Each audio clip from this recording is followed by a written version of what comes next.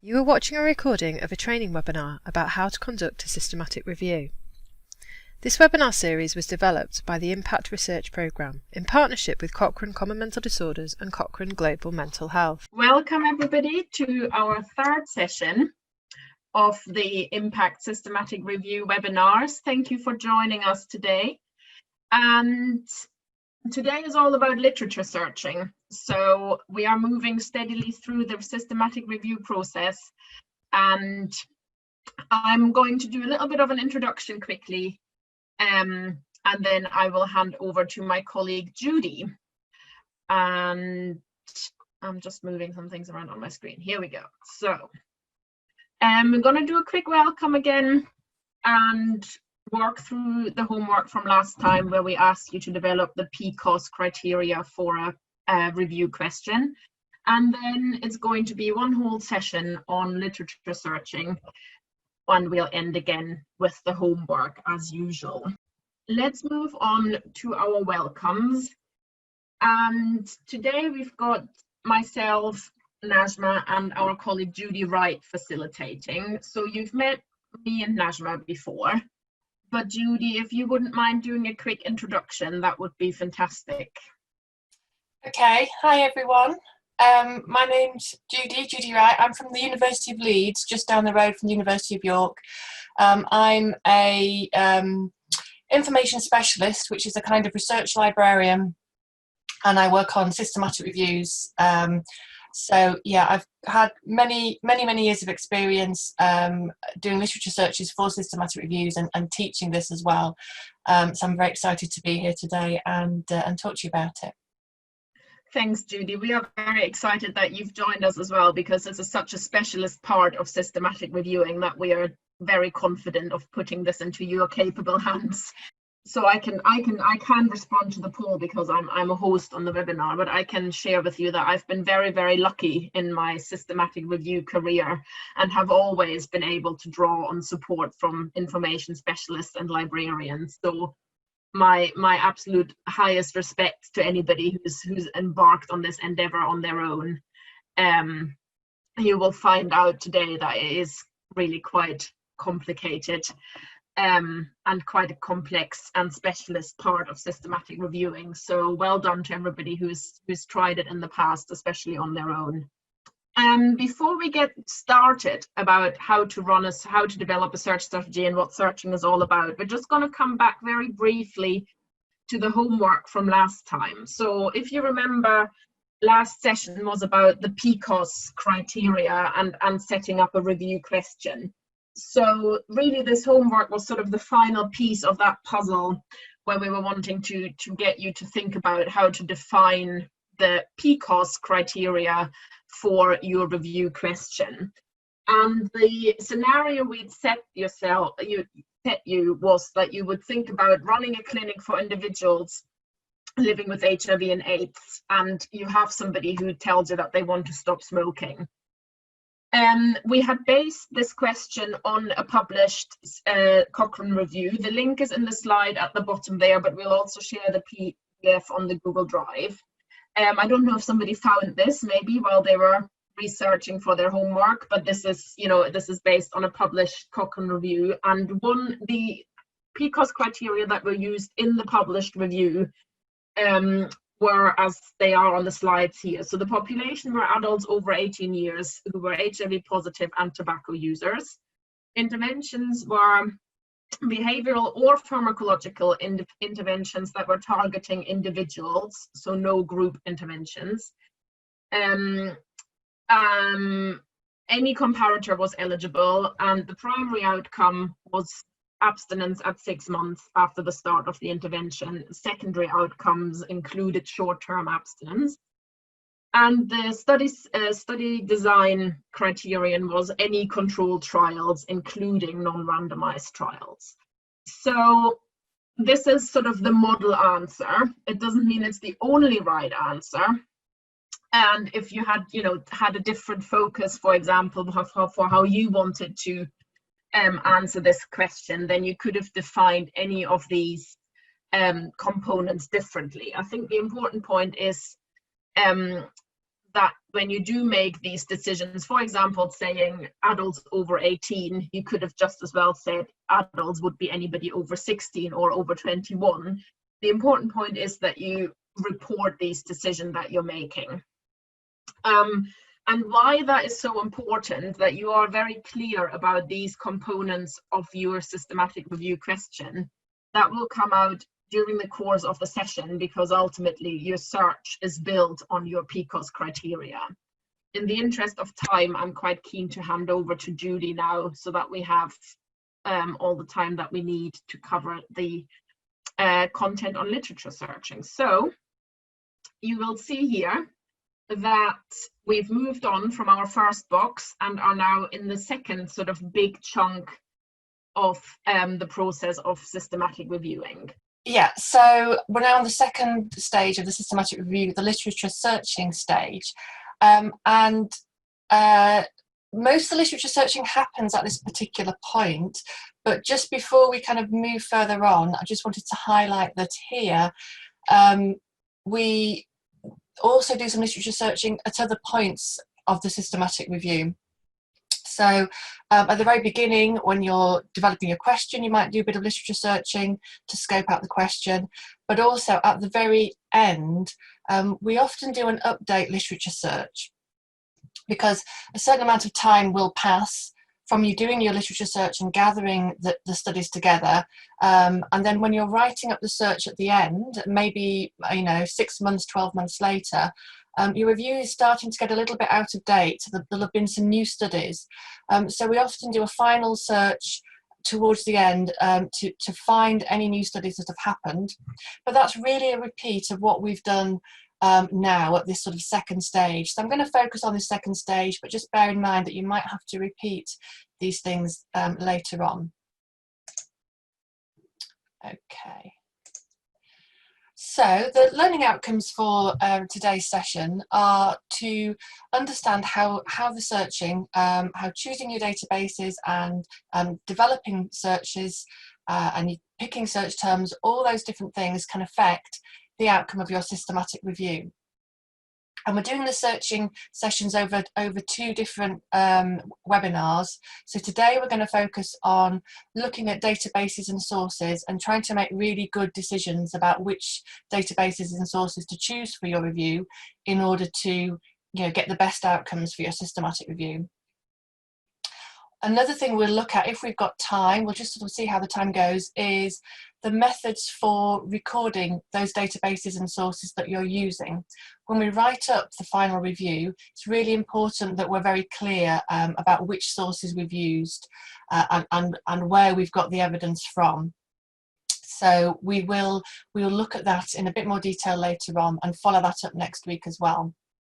So just to let you know that the following week's session will be more about how you actually design the search in a database. So for example, in MEDLINE, how you write that, how you find the terms.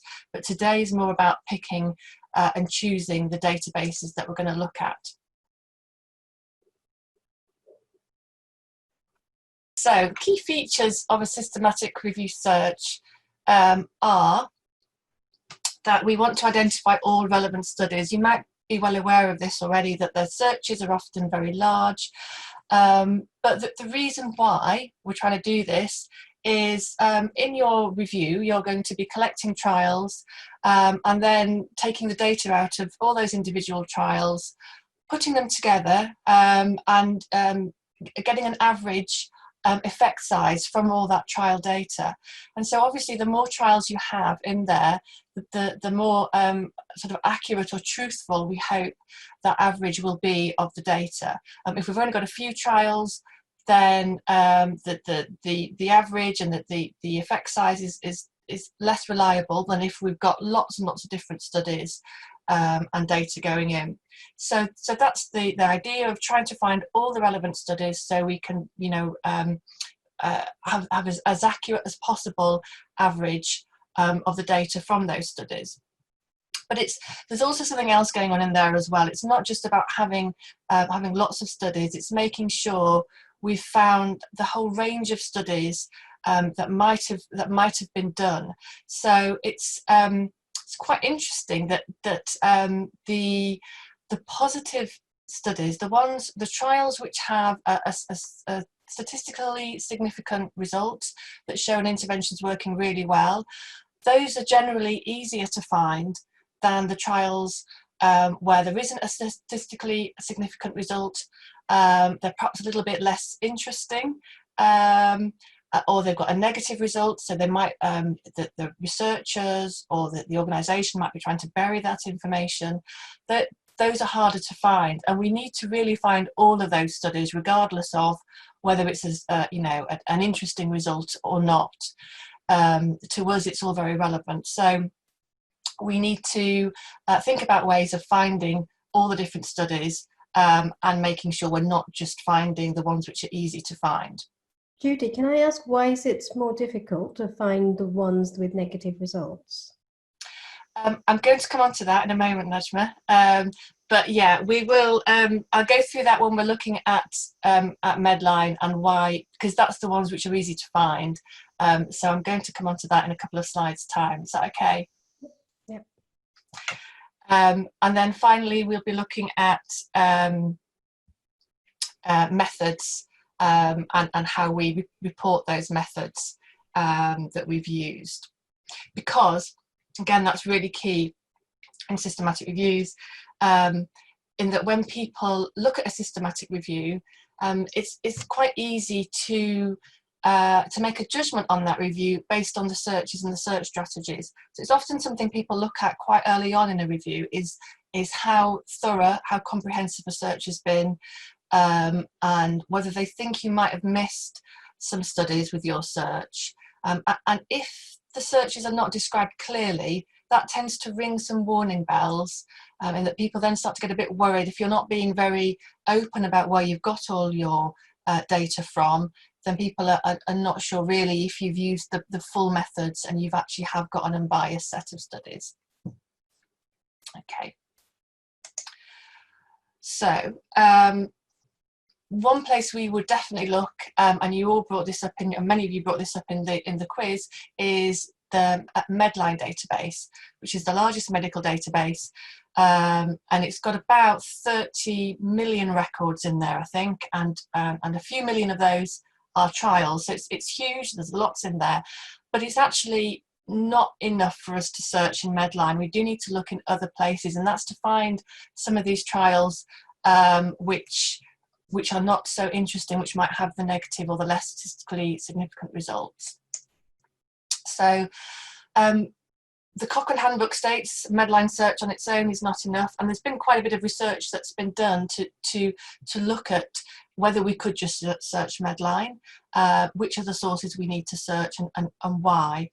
So one of the issues with MEDLINE is it covers about 4,500 journals. Those all go into MEDLINE. However, there's far more than 4,500 journals in medicine and health. So they're found in some other databases as well. So we know when we're searching MEDLINE, we're not actually searching the whole of the medical literature. And MEDLINE only covers peer review journals. So it's covering high quality, high impact journals, which is all good. But actually, for a systematic review, the peer review status is not key. We don't have to have a peer review article for it to get into a systematic review. And there has been research done over the years which has looked in different sort of specific disciplines at what happens if you include studies which have come from the grey literature, which are unpublished studies. They haven't been peer reviewed. They might be dissertations or conference abstracts. If you include that kind of information, does that affect your effect size in the final systematic review? And for some disciplines, it really does. And there's a lot of trials that might only appear in conferences, on trials registers, which don't appear in journals in MEDLINE, and they have, in some instances, it's been shown that they're the ones that have the less statistical significance or the more negative effects. And and that's really interesting. We're not really sure why. I mean, part of it is, we think, is that people may be less likely to send their articles to a top quality peer-reviewed journal if the trial doesn't have any significant results. If it's not showing that the intervention's working really well, they may feel that they don't want it to go to a high quality journal. It's not interesting. It might be that some journals are not accepting those kind of studies, and sometimes it's just that people are doing their PhD or doing a lot of work, and they can write up their PhD thesis, and they can maybe get a conference abstract out, but there's a time factor, and they just haven't had the time or resources to get that journal paper out as well. So things get missed, and it seems like that the positive trials are the ones that are prioritised to get into the peer review journals. So that's one area of bias why we don't just focus on peer review journals. And within your systematic review process, you do quality assessment and you do risk of bias. And at that point, you will be reviewing that journal article anyway. So the sort of the peer review bit is less important, because you yourself in your review will be reviewing that for quality. Another area that where just searching Medline affects your results is the subject coverage. So Medline covers medicine very well, but other databases cover medical topics, some medical topics better. So Embase, which is a European database, medical database, has far more drugs journals, pharmacological journals, than Medline has. And we have different databases like PsycInfo, which covers mental health journals, psychiatry, psychology, far better than Medline. So you have to think about the topics that your review is covering, and then target a selection of databases that will cover that best. And then finally, there's language and geographical factors to bear in mind with Medline and other databases. So Medline is based in North America. It is international, but it does have more of a North American focus for its journal coverage, whereas I've just mentioned Embase has a more European coverage of its journals. And we search other databases which have more regional focuses for different parts of the world as well. So I'll go through some of those in following slides. And language can be an issue as well. There's been a variety of research that's looked at whether, if you just have English language trials in your review, if you're introducing a bias there or not. And there's mixed results, so it seems very variable by your topic. But I would urge people to include all languages if they can. So Medline is mainly English language articles, so there are a few which are non-English, but you may search other databases that have non-English language articles. I mean, when you just think about it, why would a trial written in a different language not be as useful as one in English? In fact, there was some research done quite a long time ago looking at German publications, and that showed, a bit like the peer review research, that the native German language trials had less significant results or more negative results than the English trials in a particular area. So that there was a steer to try and include native language trials, because that again was affecting the overall effect size, and showed there could be a bias by limiting to English. Okay, so how do we find all these trials if we're not just looking in Medline? We will look in a few different databases like Embase and the Cochrane Library. They're the key ones for finding trials. But there are also lots of other different databases we can look at, and I'll go through a few slides of those later. And the bulk of your trials will actually be found in the databases. That's what the research shows, but there are important other trials we find in other places.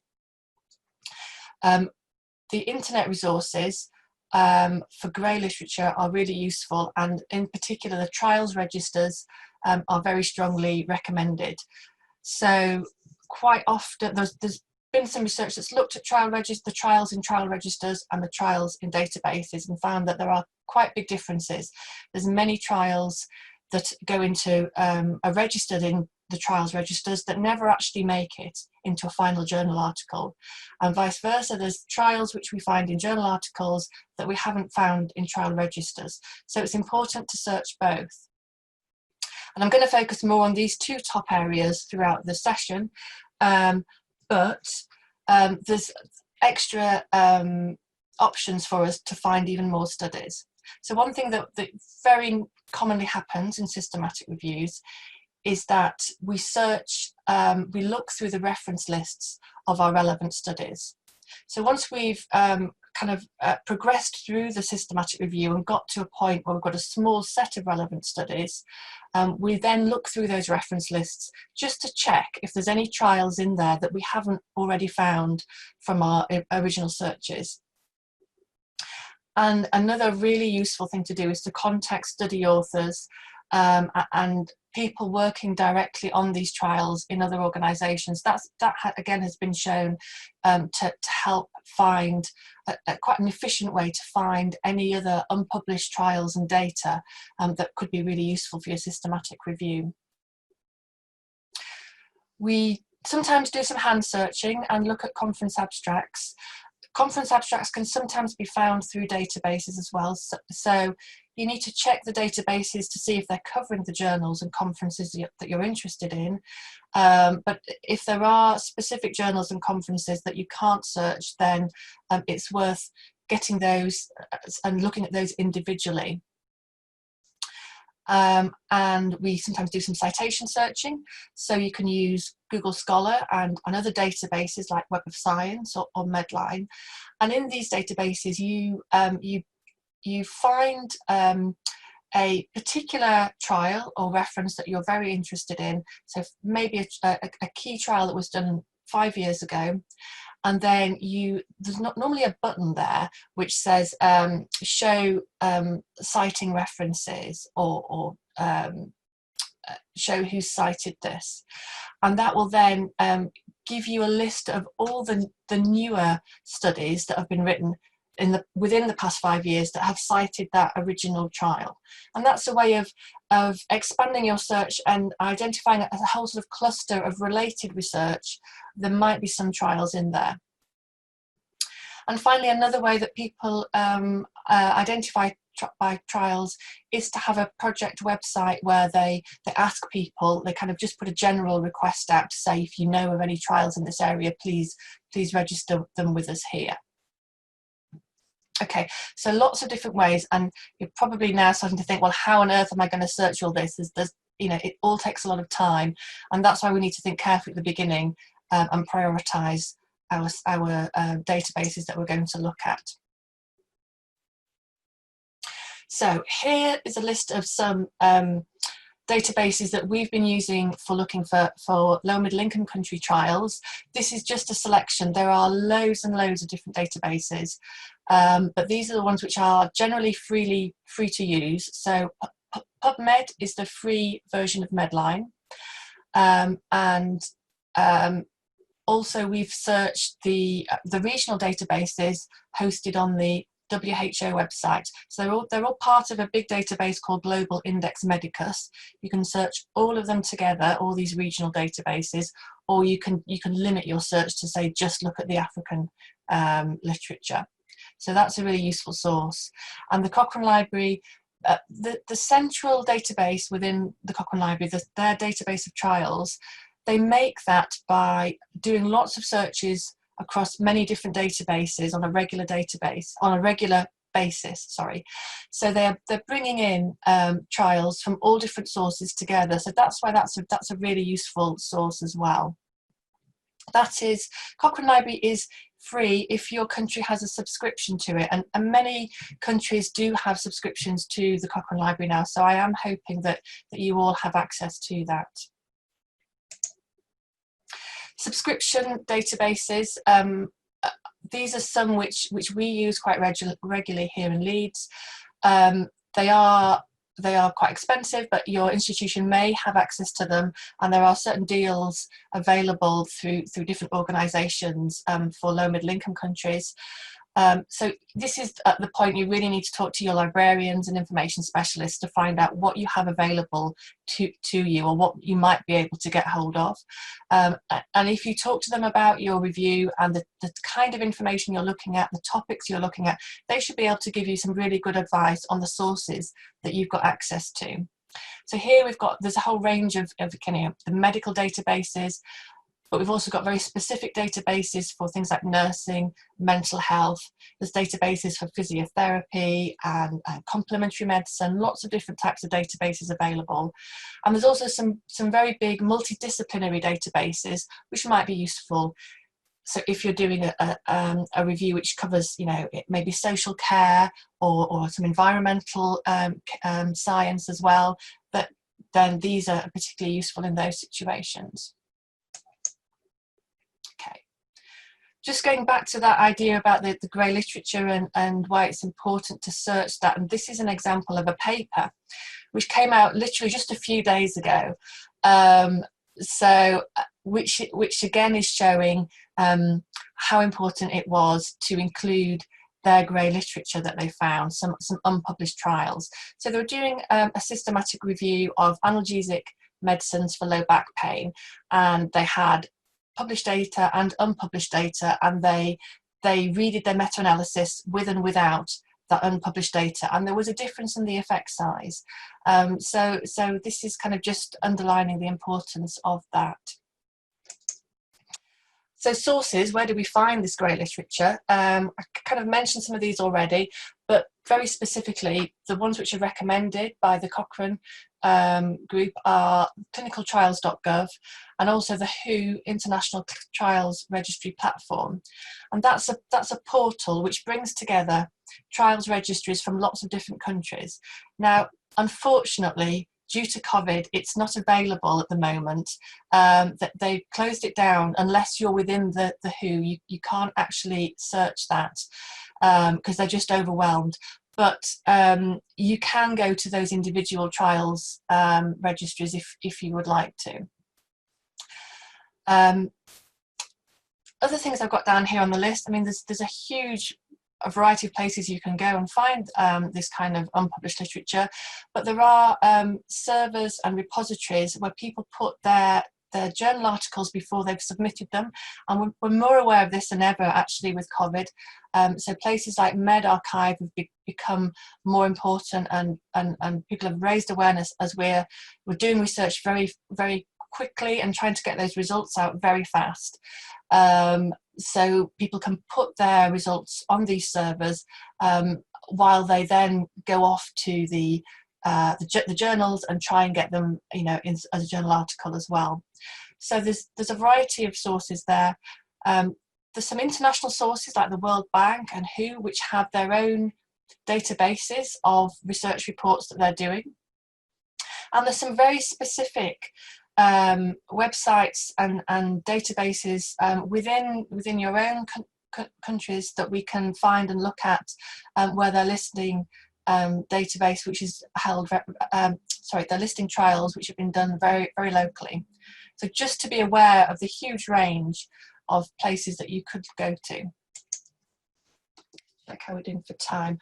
Okay, so when we're prioritising databases, think about these things to try and help you narrow down your list, whether it covers your subject area, if it actually includes trials or not. It might not include trials, whether you can access it or not, and also if it's covering the sort of most systematic reviews are international, looking across the whole globe for trials, but some are looking for local information, so bear that in mind. And then the final 2 points are very pragmatic about who's doing the search, and do you need to learn how to use that database. Some of them are quite complicated to use, or take a few hours or days maybe to really understand how to use it properly. And if you already know how to use some databases and not others, you may lean towards those that you can do in the time that you've got. Okay, should we pause just for a few minutes to catch up with some questions? It's becoming very apparent that searching is a specialist skill, and absolutely, if you do have the chance to contact a librarian and work with an information specialist who has experience in this area, it doesn't just save you time potentially, it will also make your review a lot more comprehensive, and you're just getting that expert input.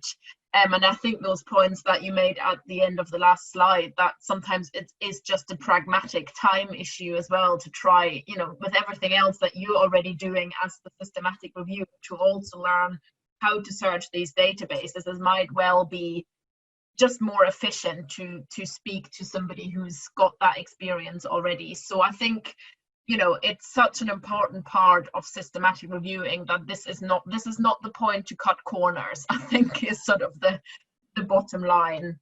But also we are, there were some people who were saying, so how do we know that theses or unpublished work is of the proper quality?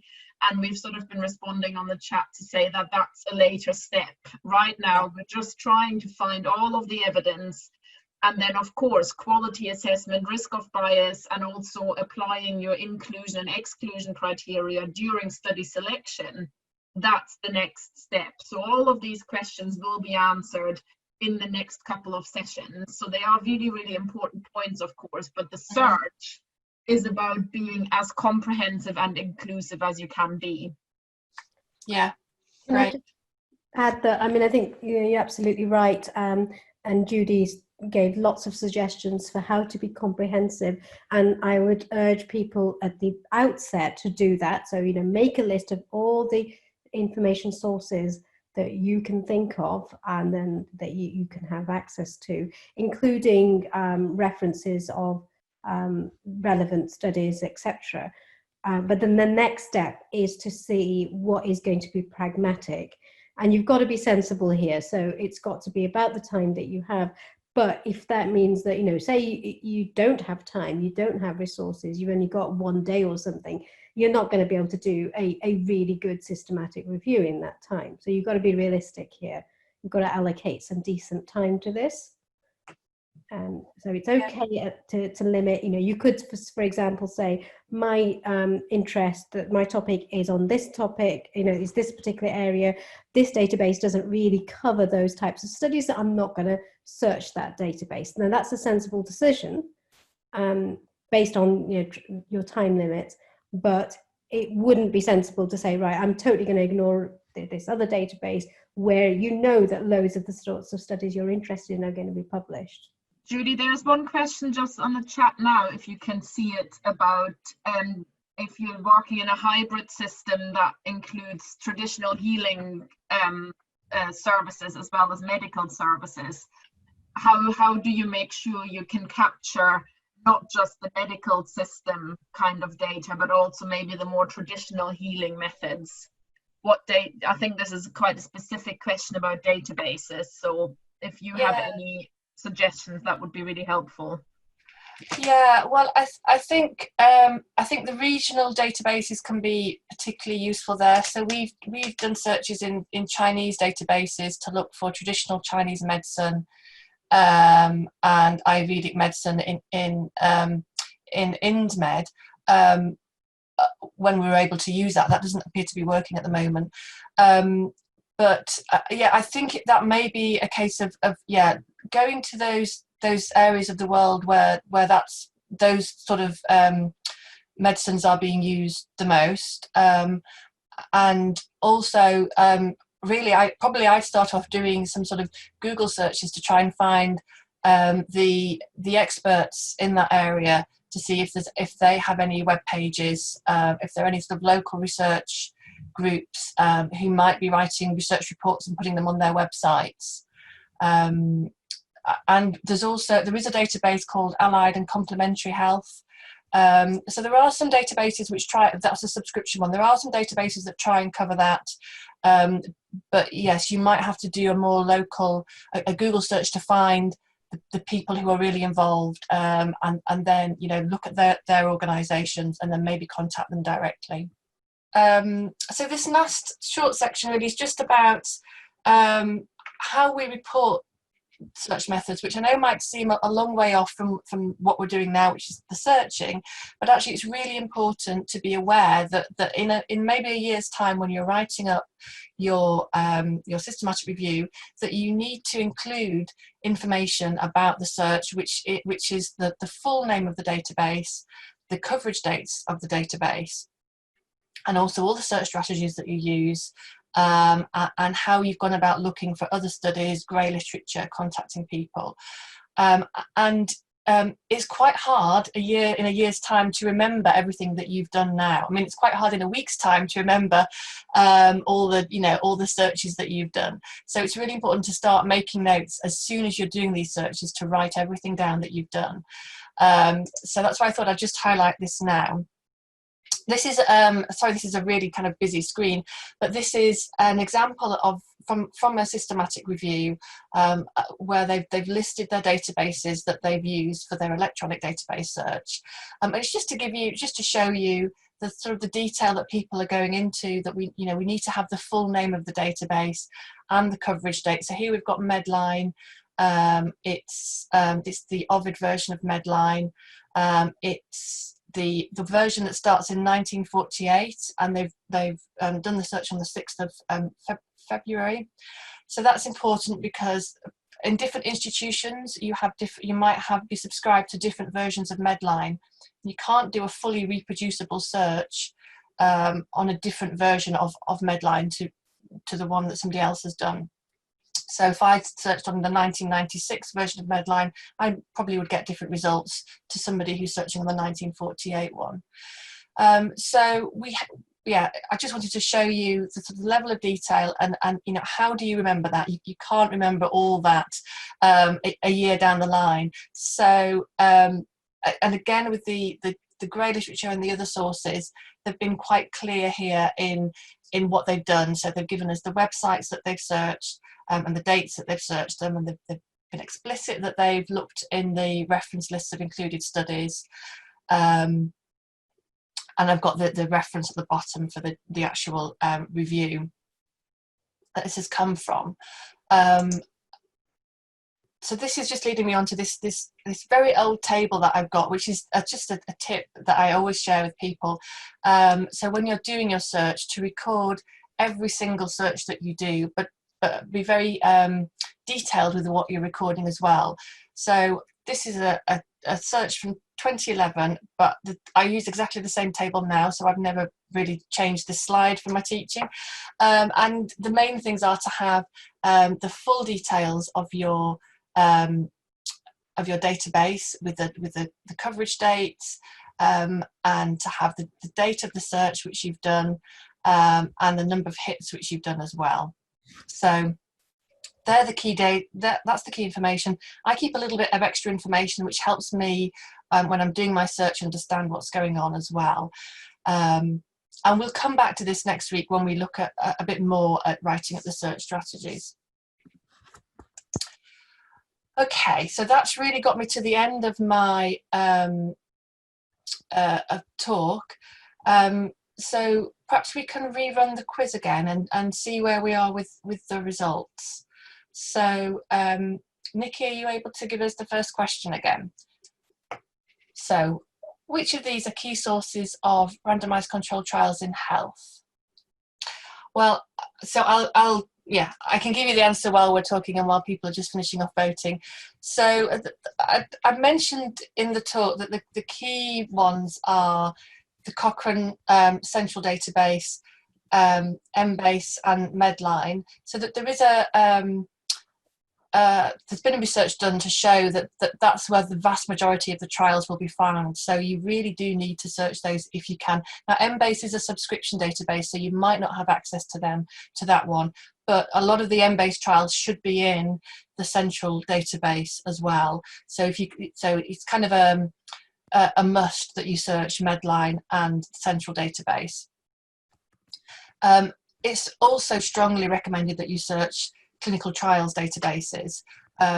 So although it's probably not classed as absolutely key, I would definitely want to see in a list of databases, you know, at least one clinical trials registry, and something like the WHO platform is really good for that.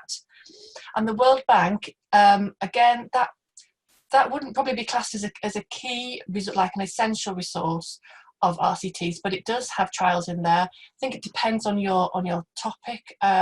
If you're doing specifically a review of interventions which is very appropriate or very pertinent for low middle income countries, and you need that data, then yes, we would look in those sort of sources.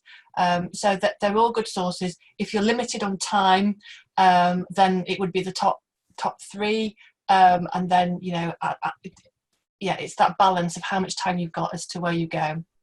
So the next question is, should you limit your search to only find peer-reviewed papers? So this is about, do we, when we're doing our searches, do we only want to find those ones which have come from a peer-reviewed journal, so they've gone through that peer review process, or are we looking for articles which have happened, have been produced elsewhere? Got 95% have said no, and that's correct. We don't want to limit our results, our search to peer review papers. As we've mentioned before, it's not an essential criteria for systematic review. There might be unpublished work which is just as valuable. Is contacting authors of trials to identify unpublished trials worthwhile? I've got a strong answer there. Yes, it's definitely worthwhile contacting authors. It has been shown that is a good source and quite an efficient way of getting new trials, rather than spending a lot of time searching more databases. Contacting key people is helpful.